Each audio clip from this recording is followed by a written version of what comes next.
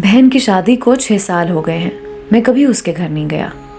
ईद शब रात कभी भी अब्बू या अम्मी जाते हैं। मेरी बीवी एक दिन मुझे कहने लगी, आपकी बहन जब भी आती है उसके बच्चे घर का हाल बिगाड़ कर रख देते हैं, खर्च डबल हो जाता है।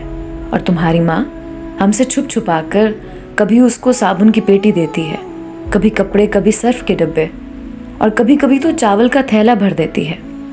अपनी माँ को बोलो ये हमारा घर है, कोई खैरात सेंटर नहीं। मुझे बहुत गुस्सा आया। मैं मुश्किल से खर्च पूरा कर रहा हूँ और माँ सब कुछ बहन को दे देती है। बहन एक दिन घर आई हुई थी। उसके बेटे ने टीवी का रिमोट तोड़ दिया। मैं माँ से गुस्से में कह रहा था, माँ बहन को बोलो यहाँ ईद पे आया करे बस, और ये जो आप साबुन, सर्फ और चावल का थैला भर कर देती हैं ना, इसको बंद करें सब। माँ चुप रही, लेकिन बहन ने सारी बातें सुन ली थी। मेरी बहन कुछ ना बोली। 4 बज रहे थे। अपने बच्चों को तैयार किया और कहने लगी, भाई मुझे बस स्टॉप तक छोड़ाओ। मैंने झूठे मुंह कहा, रह लेती कुछ दिन, लेकिन वो मुस्कुराई, नहीं भाई, बच्चों की छुट्टियां खत्म होने वाली हैं। फिर जब हम दोनों भाइयों में ज़मीन का बंटवारा हो रहा था तो मैंने साफ इनकार किया, भाई मैं अपनी ज़मीन से बहन को हिस्सा नहीं दूंगा। बहन सामने बैठी थी, वो खामोश थी, कुछ ना बोली। माँ ने कहा, बेटी का भी हक बनता है, लेकिन मैंने गाली देकर कहा, कुछ भी हो जाए मैं बहन को हिस्सा नहीं दूंगा।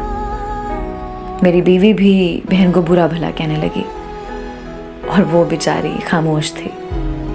बड़ा भाई अलहदा हो गया कुछ वक्त के बाद और मेरे बड़े बेटे को टीबी हो गई। मेरे पास उसका इलाज करवाने के लिए पैसे नहीं थे। मैं बहुत परेशान था। कर्ज भी ले लिया था, 1 लाख रुपया।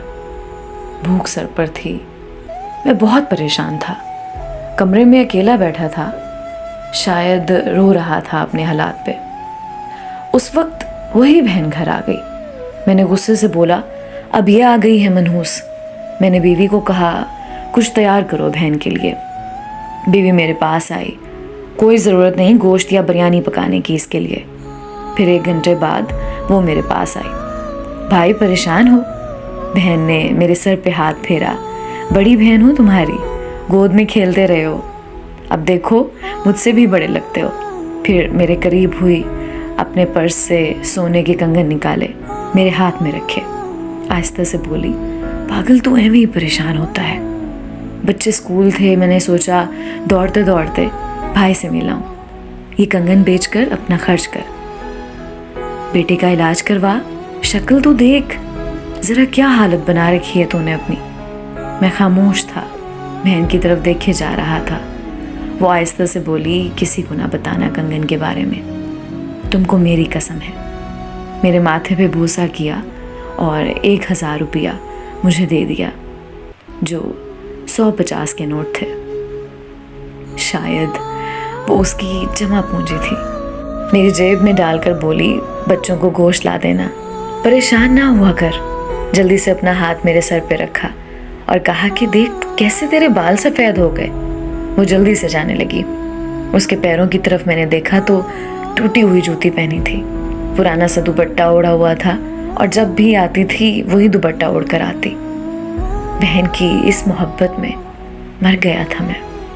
हम भाई कितने मतलब परस्त होते हैं, बहनों को पल भर में बेगाना कर देते हैं और बहनें भाइयों का ज़रा सा दुख बर्दाश्त नहीं कर सकती। वो हाथ में कंगन पकड़े ज़ोर ज़ोर से रो रहा था। उसके साथ मेरी आंखें भी नम थीं। अपने घर में खुदा जाने कितने दुख सह रही होती हैं। कुछ लम्हे बहनों के पास बैठकर हाल चाल पूछ लिया करें, शायद उनके चेहरे पे कुछ लम्हों के लिए एक सुकून सा आ जाए। बहनें माँ का रूप होती हैं।